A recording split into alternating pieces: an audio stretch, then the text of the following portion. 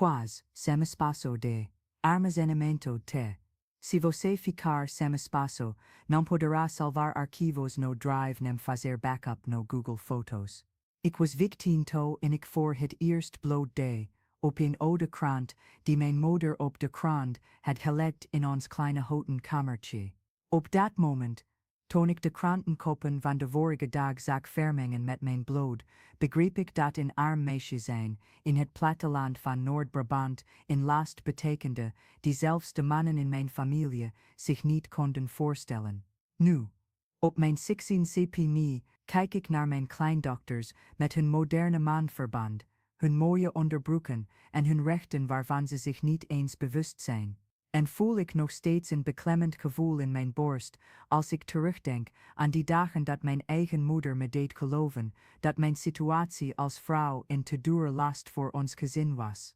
Ik ben geboren in 1975 in een klein dorpje op het Noord-Brabantse platteland, waar iedereen elkaar kende, waar de huizen tegen elkaar aangeplakt stonden en waar geheimen sneller verdwenen dan warme broodjes. Mijn vader werkte van zonsopgang tot zonsondergang op het land, kwam thuis met gescheurde handen van het werken met de droge grond, en mijn moeder zorgde voor ons 6 kinderen met de strengheid van iemand die geleerd had dat het leven niemand iets cadeau doet. Ons huis was te klein voor zoveel mensen, gemaakt van oud hout dat kraakte als de wind hard waaide, met een onverharde touw waar mijn moeder de was buiten hing, aan een bamboerek. Ik herinner me de geur van dat huis, als de dag van gisteren, een mix van kokozeep, vers gezette koffie en die zoetzure geur van eten dat op een houtkachel was bereid.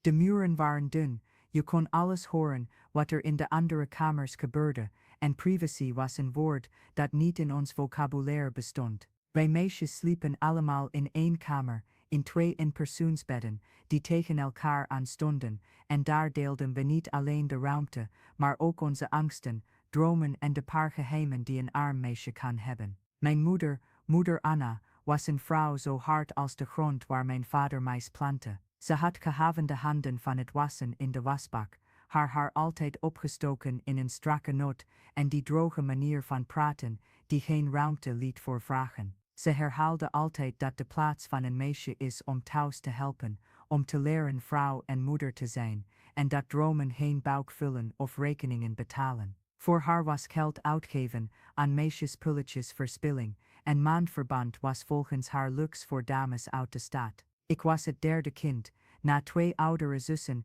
die al hadden meegemaakt wat ik op het punt stond te ervaren. Ik herinner me dat toen Maria, mijn oudste zus, voor het eerst ongesteld werd, ik mijn moeder zachtjes hoorde uitleggen hoe ze zich moest redden met oude doeken en kranten. Toen begreep ik niet precies waar ze het over hadden, maar ik voelde dat het iets slechts was, iets dat schaamte en extra werk met zich meebracht.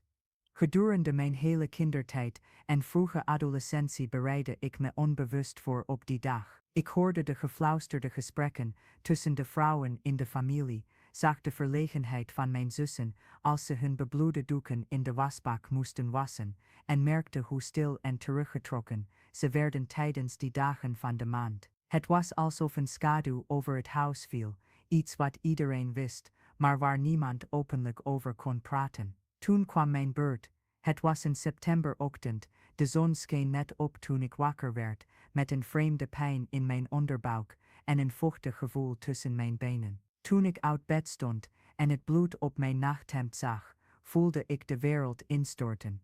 Het was niet alleen de schrik van de eerste keer, het was het besef van wat er komen ging, de jaren van schaamte en ongemak die me te wachten stonden. Ik riep mijn moeder zachtjes, schaamtevol, en ze kwam met die uitdrukking, die berusting vermengde met een vleugje irritatie. Het is zover, zei ze droogjes, alsof het een onvermijdelijke veroordeling was. Ze nam me mee naar het kamertje achterin, waar we oude spullen opbewaren, en liet me de stapel oude kranten zien, de gescheurde lappen van gebruikte lakens, en leerde me hoe ik die bescherming moest maken, die mijn metgezel zou zijn voor de komende jaren. Het proces was vernederend en oncomfortabel. Eerst moest ik meerdere velle kranten vouwen, tot een soort dikke rousende voring. Daarna bond ik alles vast, met een strook stof om mijn middel, die onder mijn kleren uitstak en pijn deed als ik liep. De krant maakte een vreselijk geluid, bij elke stap. Het leek wel alsof ik krekelpapier tussen mijn benen droeg. Bovendien absorbeerde het niet goed, en ik was altijd bang dat ik zou doorlekken en mijn kleren, de stoel op school of het bed zou bevlekken. Het ergste was de geur. Het bloedweek in de krant vermengde zich met de inkt en creëerde een geur waarvan ik zeker wist dat iedereen die kon ruiken. Ik liep gebogen, probeerde het geluid en het volume te verbergen en was voortdurend paranoïde dat iedereen wist wat er met me aan de hand was. Op school vermeed ik op te staan van mijn stoel, deed ik niet mee aan gimmels en vond ik altijd wel een excuus om alleen naar het toilet te gaan, waar ik probeerde die hele boel te herstellen, die nooit op de juiste plek leek te zitten. Thuis moest ik alles stiekem wassen, in de wasbak achterin, de bebloede doeken schrobben met kokozeep tot mijn handen open lagen. Mijn moeder zei altijd dat het onze verantwoordelijkheid was om onze troep op te ruimen en dat we haar geen extra werk mochten geven, want ze had al zoveel te doen met het huis en de andere kinderen. Ik herinner me een specifieke dag, die mijn puberteit voor altijd markeerde. Het was een maandagmorgen.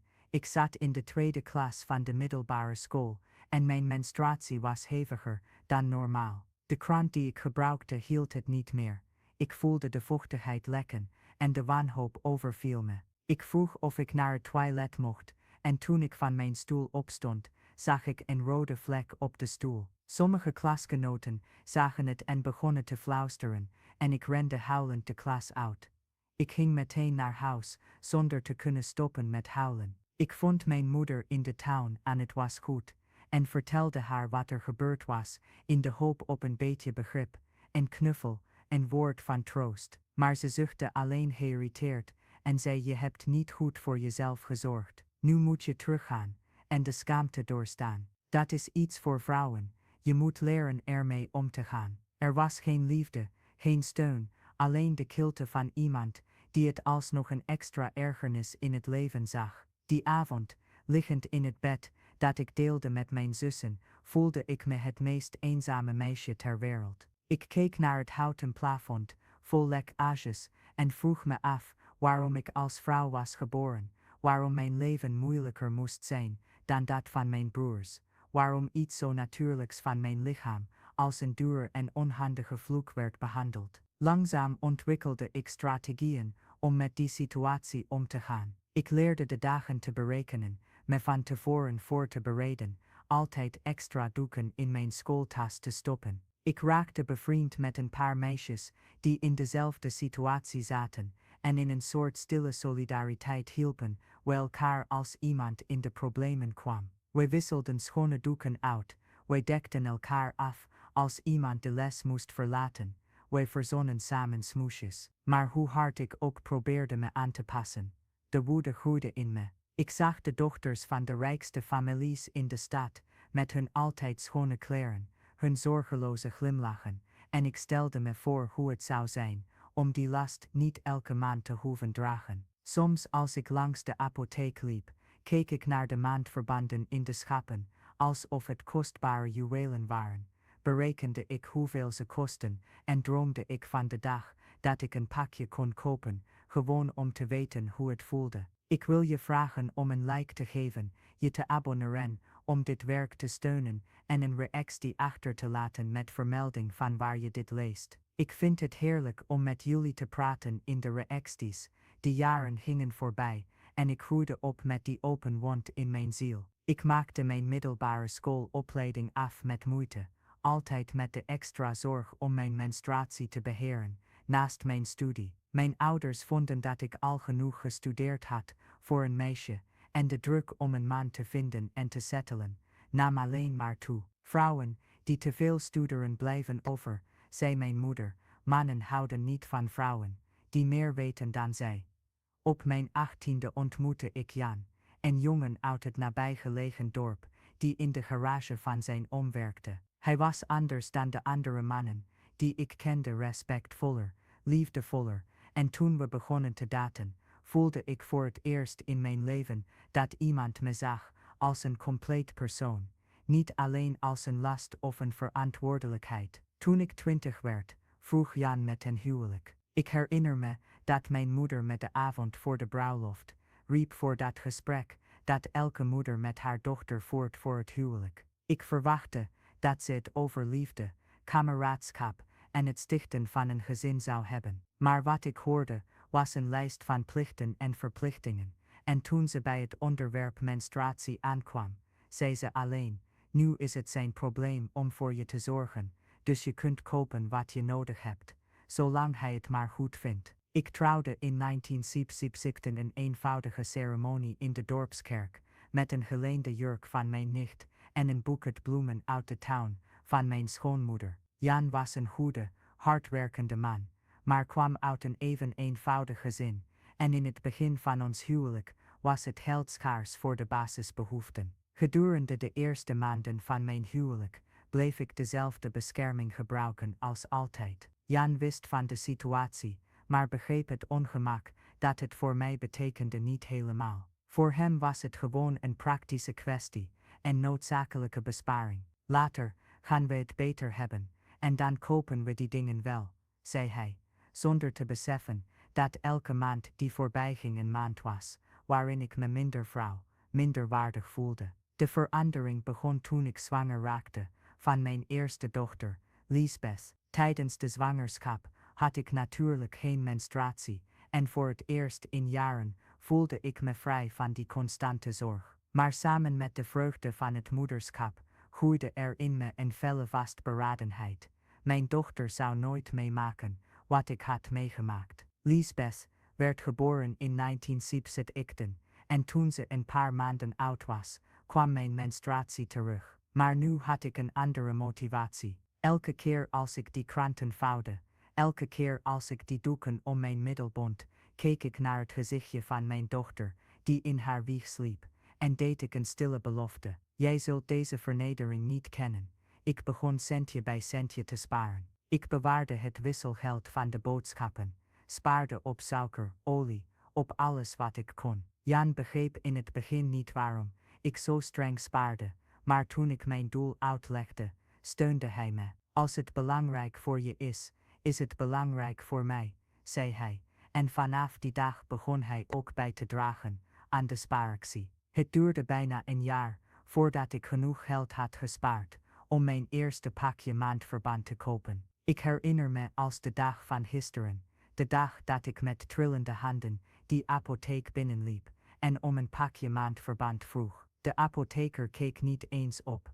Het was een routine aankoop voor hem, maar voor mij was het de belangrijkste overwinning van mijn leven tot dan toe. Ik kwam thuis met die doos alsof het een schat was. Ik wachtte tot ik alleen was om hem open te maken en elke Maandverband te onderzoeken, het zachte oppervlak aan te raken, de dikte te voelen, me voor te stellen hoe het zou zijn om iets te gebruiken dat specifiek voor die functie was gemaakt. Toen mijn menstruatie die maand begon, voor het eerst sinds mijn 15e, voelde ik me een normaal mens. Het verschil was enorm. Er was geen gezucht, geen lek kaak, geen geur, geen pijn. Ik kon normaal lopen, zitten zonder angst, lichte kleding dragen. Voor het eerst in jaren had ik een menstruatieperiode zonder schaamte, zonder paranoia, zonder fysieke pijn, behalve de natuurlijke krampen. Maar de echte transformatie kwam in de jaren daarna, toen ik mijn dochter op een heel andere manier dan ik zelf was opgevoed over het vrouwelijk lichaam voorlichtte. Toen Liesbeth vragen begon te stellen over de verschillen tussen mannen en vrouwen, antwoordde ik met liefde en vanzelfsprekendheid. Ik legde uit dat menstrueren normaal en gezond was en dat ze zich nooit voor haar eigen lichaam hoefde te schamen. Toen ze 12 was, lang voordat haar eerste menstruatie begon, hadden we al openlijk over het onderwerp gesproken. Ik kocht Maandverband en legde het op in de badkamerkast, legde uit hoe je het moest gebruiken en vooral dat het haar recht was, geen luxe. Je lichaam verdient zorg en respect, zei ik, woorden die niemand ooit tegen mij had gezegd. De dag van Liesbeth's eerste menstruatie was totaal anders dan die van mij. Ze vertelde het me heel natuurlijk, zonder schaamte, en ik verwelkomde haar met een warme knuffel en woorden van vreugde.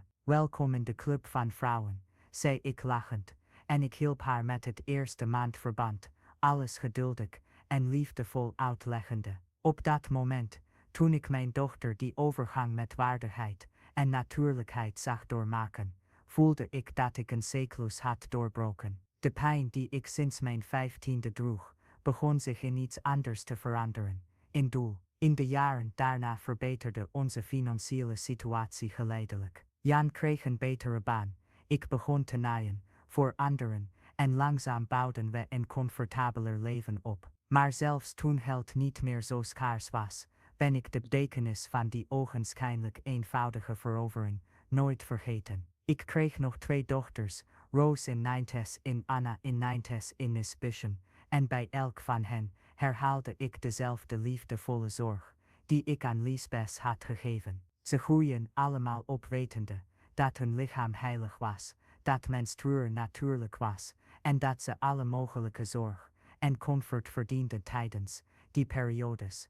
Maar mijn transformatie stopte niet bij mijn eigen gezin. Ik begon de andere vrouwen om me heen, vooral de jongeren, beter te observeren, en merkte dat velen nog steeds dezelfde moeilijkheden ondervonden als ik had gehad. In de kerk, in de gemeenschap, in gesprekken tussen buurvrouwen, hoorde ik vergelijkbare verhalen als de mijne meisjes, die oude lappen, kranten gebruikten en zich voor hun eigen lichaam schaamden. Toen besloot ik om iets grootschaligers te doen. Ik begon met gesprekken met de moeders van de vriendinnen van mijn dochters, informatie en steun aan te bieden, soms zelfs maandverband als ik wist dat een gezin het moeilijk had. Ik werd een soort referentiepunt in de gemeenschap voor vrouwelijke zaken, en mijn deur stond altijd open voor meisjes die begeleiding nodig hadden, of gewoon iemand om naar te luisteren, zonder oordeel. Ik herinner me een speciale gelegenheid,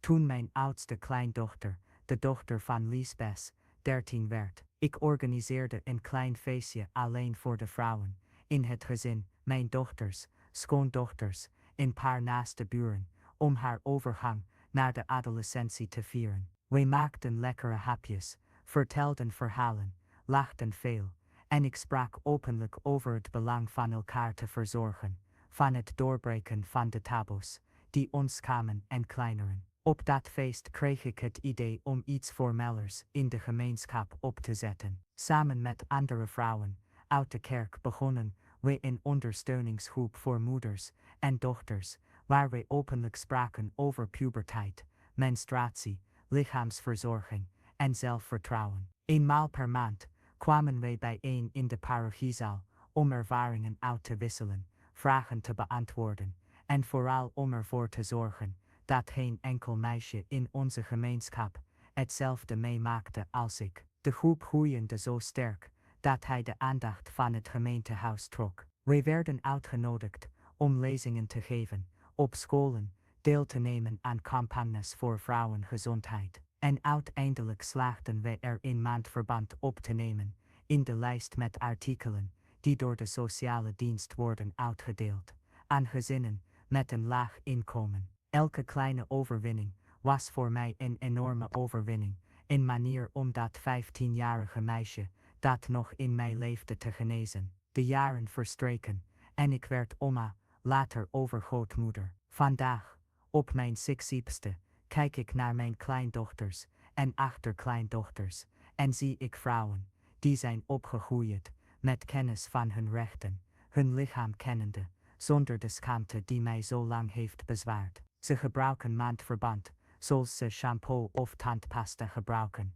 als iets natuurlijks en noodzakelijks, en dat vult mij met een diepe voldoening. Maar de grootste les die ik in deze reis heb geleerd, ging niet over maandverband of menstruatiehygiëne, hoewel dat het beginpunt was. De grootste les ging over de kracht van het doorbreken van cycli, over hoe onze pijn zich kan veranderen in een doel, en hoe de meest vernederende ervaringen in ons leven de bron kunnen worden van onze kracht om anderen te helpen. Vandaag, als ik terugkijk, voel ik geen woede meer voor mijn moeder. Ik begrijp dat ze het beste deed wat ze kon, met de beperkingen en de kennis die ze toen had. Ze had waarschijnlijk zelf soortgelijke of ergere dingen meegemaakt en reproduceerde wat ze had geleerd. Armoede en gebrek aan informatie creëren cycli die zich generaties lang herhalen, totdat iemand besluit ze te doorbreken. Wat ik nu voel is dankbaarheid. Dankbaarheid dat ik de kracht had om mijn pijn om te zetten in brandstof voor verandering. Dankbaarheid voor een partner die me op deze reis heeft gesteund. Dankbaarheid voor dochters die me de kans gaven om het anders te doen. En dankbaarheid dat ik lang genoeg heb geleefd om de vruchten van deze transformatie in de volgende generaties te zien bloeien. Soms krijg ik berichten van vrouwen die geraakt zijn door ons werk in de gemeenschap. Moeders die me bedanken omdat ik hun dochters heb geholpen om de puberteit op een meer natuurlijke manier te doorlopen. Oma's die besloten hebben het stilzwijgen in hun eigen families te doorbreken, nadat ze deelnamen aan onze bijeenkomsten. Elk van deze verhalen is een bevestiging dat het de moeite waard was om pijn om te zetten in actie. Als dit verhaal je op de een of andere manier heeft geraakt, deel het dan met degenen die deze boodschap van hoop nodig hebben. Klik op vind ik leuk, zodat meer mensen dit verhaal kennen en moed vinden voor hun eigen strijd. Abonneer je om andere verhalen over overwinning en reflectie te volgen. En word lid van onze groep om elke dag meer inspirerende berichten te ontvangen en zo een warme en solidair gemeenschap te vormen. Tegenwoordig, als ik mijn 12-jarige achterkleindochter zorgeloos in de tuin zie spelen, weet ik dat ze wanneer de tijd daar is, met feest, met liefde en met alle middelen die ze nodig heeft, deze fase met waardigheid zal beleven. Ze zal nooit weten wat het betekent om te menstrueren met krantpapier. Ze zal nooit de schaamte dragen die ik droeg. Ze zal zich nooit minder vrouw voelen door de natuurlijke werking van haar lichaam. En dat is voor mij het grootste erfgoed dat ik kan nalaten. Het zijn geen juwelen, geen geld, geen materiële bezittingen. Het is de zekerheid dat de vrouwen in mijn familie en in mijn gemeenschap weten dat ze waardig zijn van zorg, respect en zelfliefde. Het is de garantie dat geen enkel meisje oude kranten hoeft te vouwen als haar lichaam om zorg vraagt. Soms op stille avonden, als ik alleen ben met mijn herinneringen, kan ik nog steeds de geur ruiken van die mix van bloed en kranteninkt. Maar nu voel ik in plaats van schaamte trots. Trots dat ik heb overleefd, dat ik heb getransformeerd, dat ik zaden van verandering heb geplant, die lang nadat ik er niet meer ben zullen blijven groeien. Het leven heeft me geleerd dat het niet uitmaakt hoe bescheiden het begin van onze reis is. We kunnen altijd kiezen om het anders te doen voor de volgende generaties. Dat liefde sterker is dan traditie, wanneer traditie pijn doet. Dat waardigheid geen luxe is, maar een fundamenteel recht van elk mens. En dat de belangrijkste revoluties soms niet plaatsvinden op straat of in paleizen, maar in tuinen, in gesprekken tussen vrouwen, in de zorgzame gebaren die we van moeder op dochter doorgeven, waardoor onzichtbare ketenen worden doorbroken die generaties lang hebben gevangen gehouden. Dit is mijn verhaal, dit is mijn overwinning, dit is mijn nalatenschap. En oma die bloedbevlekte kranten omvormde tot vlaggen van waardigheid en die nooit meer toeliet dat stilte en schaamte luider spraken dan de liefde en zorg die elke vrouw verdient.